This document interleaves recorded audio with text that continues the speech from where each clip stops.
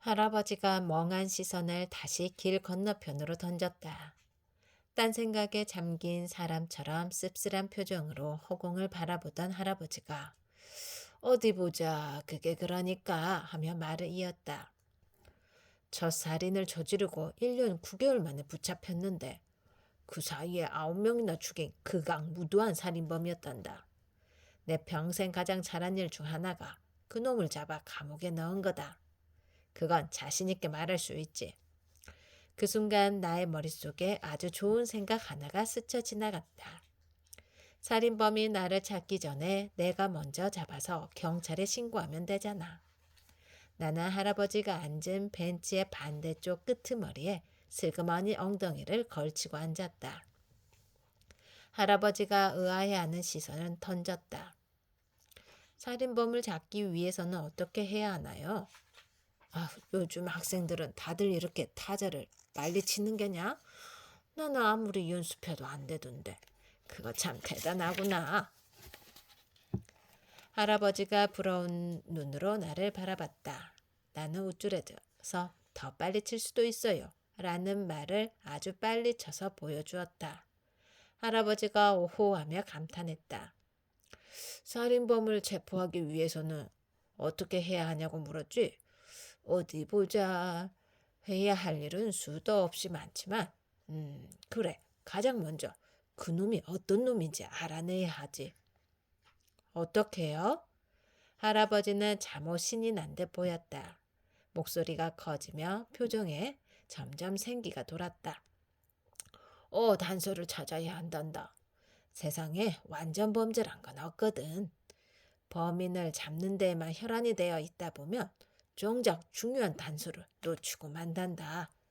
분명 눈앞에 떡하니 단서가 떨어져 있는데도 그걸 못 본단 말이지. 그러니 신중하게 사건을 살펴봐야 한다. 범인이 흘리고 간 단서가 무엇인지 생각해 보는 거. 그걸 가장 먼저 해야 하지. 그래야 범인이 어떤 놈인지, 치밀한 놈인지, 다혈질인지, 살인을 즐기는지, 아니면 체포되는 걸 두려워하는지, 혹은 그놈의 영역은 어디인지 그런 것들을 알 수 있단다. 범인은 반드시 현장에 다시 돌아온다라는 말도 있지 않느냐. 그러니 수사는 항상 현장에서 시작해야 한단다. 모든 답은 현장에 있거든. 나는 할아버지의 말을 하나라도 놓치지 않으려고 길을 쫑긋 세웠다.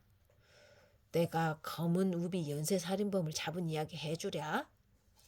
할아버지의 무릎에 나는 잠깐 고민하다가 천천히 고개를 끄덕였다. 이야기를 듣다 보면 내가 잡아야 할 살인범에 대한 힌트를 얻을 수 있을지도 모르기 때문이다. 내가 처음부터 검은 우비 연쇄살인사건팀에 합류했던 건 아니란다. 5번째 살인이 일어났는데도 경찰은 범인을 특정하지 못했지. 그러니 뉴스와 신문에서 가만히 있었겠느냐? 매일같이 무능한 경찰이다. 공권력의 추락이다. 하면서 욕을 해댔지. 피해자 가족들은 경찰서 앞에서 시위하지. 사건은 여전히 오리무중이지.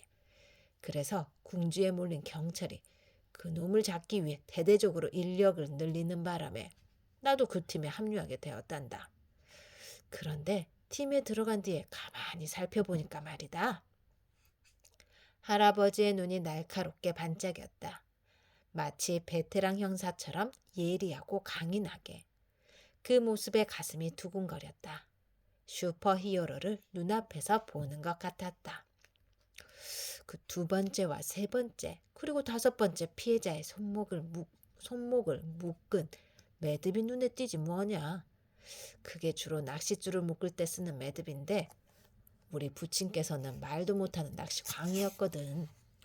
어릴 때부터 칠리도록 보고 자란 걸 잘못 볼 리가 있겠느냐. 그래서 내가 팀 회의에 매듭에 주목하자고 말했는데 할아버지의 흰 눈썹이 꿈틀거리고 미간에 깊은 주름이 생겼다. 그 먹물개나 먹은 윗분들이 어디 들어줘야 말이지. 그때 막 대학생이 범인이니 뭐니 하는 말이 나올 때였으니 내 말은 씨알도 안 먹혔단다. 그렇다고 예 알겠습니다 하고 물러날 수가 있겠냐? 내 별명이 한 번 물면 절대 놓치지 않는 미친 개 도사견이었는데 말이다. 그래서 나 혼자서 대한민국 낚시터랑 낚시터는 죄다 뒤지고 돌아다녔지. 아마 몇 달은 좋게 걸렸던 걸로 기억하지. 그 사이에도 4명의 피해자가 더 발생했어. 허구한 날 허탕만 치니까 동료들은 그럴 줄 알았다며 비웃지. 상사들은 잡으라는 범인은 안 잡고 허튼 짓만 한다고 압박을 해대지.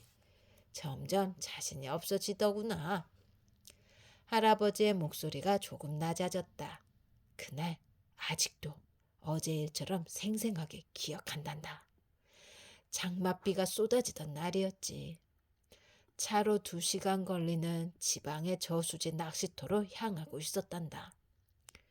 이번에도 허탕을 치면 진짜 포기해야겠다 생각하면서 우악스럽게 쏟아지는 빗속에서 차를 몰았지. 그런데 하필이면 그 낚시터가 문을 닫았지 뭐냐. 빗길에 2시간이나 운전해서 왔는데 그냥 돌아가기는 어쩐지 아깝더라고. 게다가 말로 설명할 수 없는데 왠지 등골이 싸한 게 느낌이 안 좋더란 말이지. 그럴 때는 촉을 믿어야 한단다.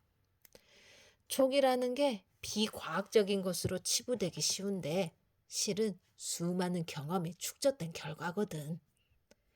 낚시터 문을 가만히 열고 들어갔더니 먼지가 뿌옇게 쌓인 게 오랫동안 영업을 하지 않았던 것 같더구나. 가게 안에는 아무도 없었지. 이번에도 허탕인가 싶었지. 그때 어디선가 여자 비명소리가 들렸다. 일순간 등골이 오싹했다. 나는 어느새 할아버지의 이야기에 푹 빠져 있었다. 무서워서 소변이 마려웠다. 툭툭툭 빗소리가 들리는 것 같았다.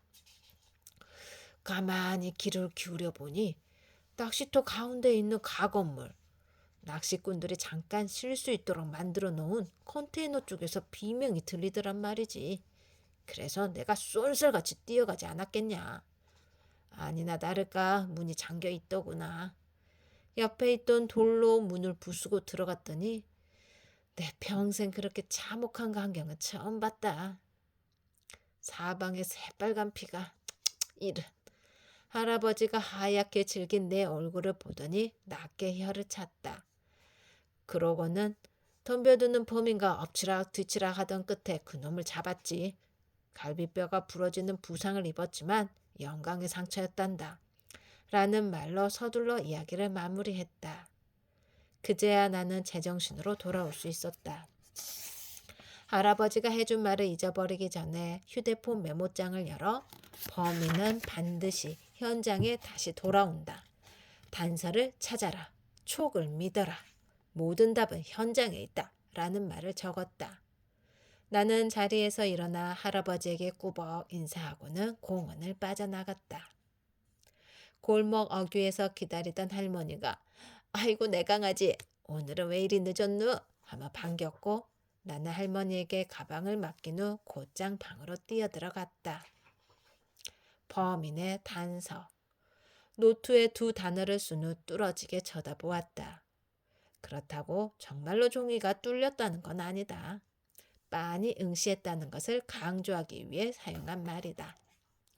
나는 형사 할아버지의 말처럼 침착하게 그날 밤 있었던 일을 떠올려 보았다. 페가수스 자리와 고요한 정막, 희미한 가로등 불빛이 눈앞에 있는 것처럼 생생하게 되살아났다. 남자와 여자가 함께 체육공원으로 들어왔고 여자가 남자에게 일방적으로 화를 냈다.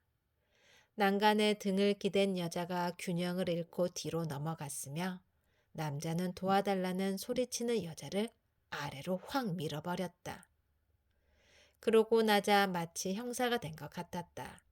어쩌면 내 눈빛도 베테랑 형사와 같이 날카롭게 빛나고 있는지도 모른다. 나는 벽에 걸린 거울에 힐끗 시선을 던졌다. 하지만 그곳에 있는 것은 작고 하얀 중학생 소년이었다.